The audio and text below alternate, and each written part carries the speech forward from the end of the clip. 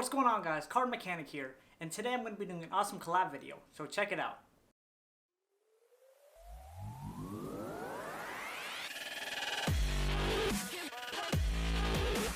So the collab video I'm going to be doing today is going to be with Cool Magic Forum.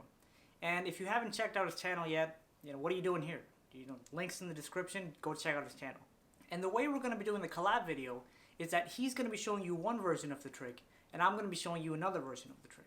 So the techniques involved are going to be the same, but the performance is going to be slightly different.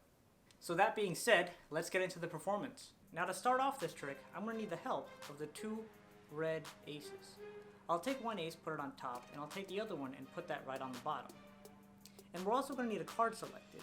So as I dribble through the deck, we'll just stop here, and we stopped at the 8 of clubs. Now we're going to take the 8 of clubs, we'll leave it sticking out just like this. Okay? Now just a quick recap, we have one ace on top, one ace on bottom, and I'm going to push in your 8 of clubs right into the deck. And now check this out, all we're going to do is we're going to take these two red aces and put them right next to each other. Okay? And all I'm going to do now is give the deck a bit of a shake and hand the deck to the spectator. Now the spectator takes the deck and goes through the deck searching for the two face-up red aces. And they see there's a card sandwiched right in between the aces. And that card is the 8 of clubs. So now breaking down this trick, you could use two of whatever card you want. I just like using the two red aces. So all we're going to do is we're going to take the two of the same card, in my case the red aces, and put one on top and one on bottom, both face up. And now we have a card selected, and there are two ways you can select the card. You can either riffle through the pack like this, or you could dribble like how I did in my performance. So let's just do a riffle to make things different. So we stop here, and we stopped at the 7 of hearts. So now what I do in the trick is I take the card and I leave it sticking out. But one thing that you have to realize is that I can't really actually do that. What I'm going to do is I'm going to shift this card over. So I'm going to be grabbing the card right underneath. Okay, so when I riffle through the deck, whatever it is, I show the card, and then as I'm going back down, what I'm going to do is I'm going to shift it using these two fingers right here. So I perform that shift, and now this hand's going to come over with these two fingers and pull out this card, just like that. So from the top view, we stopped here, we're going to come down, I've already shifted at this point, and we're going to grab the ace, which was the other card. And we're just going to put that right there. So the ace is the one that's actually sticking out, while we have this card gripped between these fingers and the rest of the deck.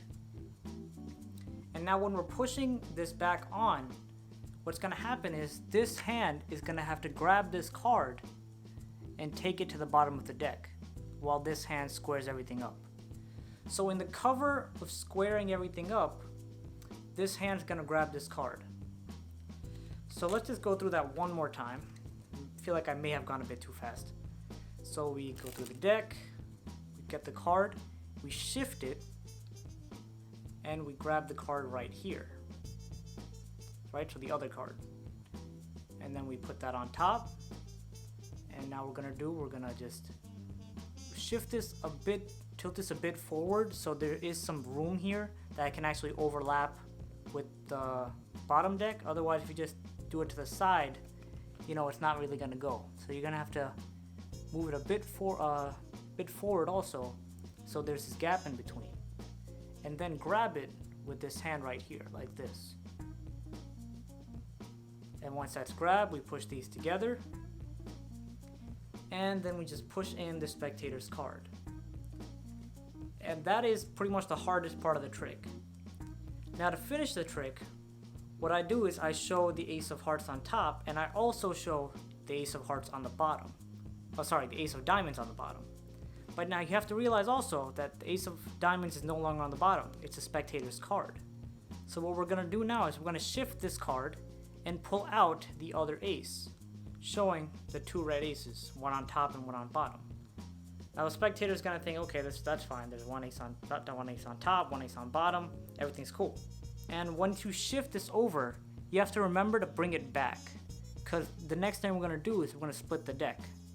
And when we split the deck, you don't want the spectator to see, you know, this card here randomly. It's going to seem very weird, and the spectator is just going to think that's their card. So we don't want that to happen. So before we split the deck, right, we're here, we shift this card over, we pull out the ace, and once we pull the ace out, we also want to bring this card back into the deck. So it's pretty much even with the deck on this side. Now as we get here, now we can give the deck a cut. So swing cut that over, grab this deck, and all we're going to do is put the cards right on top of each other, showing them side by side. Okay, so we have this here, and just put them right on top of each other and square it all up. And at this point, the trick is pretty much done. Now what makes this trick powerful is that when you do some kind of shake or a wave and hand it to the spectator will be able to take it into their hands and actually go through the deck, because in your hands they saw there was no card in between. Now the second their hands got a hold of it, they see there's a card in between the two red aces. So now they could take it out themselves and see their card sandwiched between the red aces.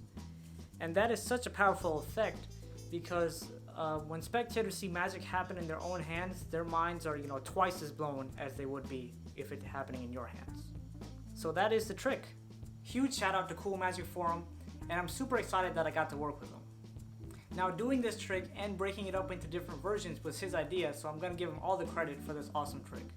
It was a lot of fun though, going back and forth and throwing ideas around, so I'm definitely hoping to get a chance to work with him again real soon.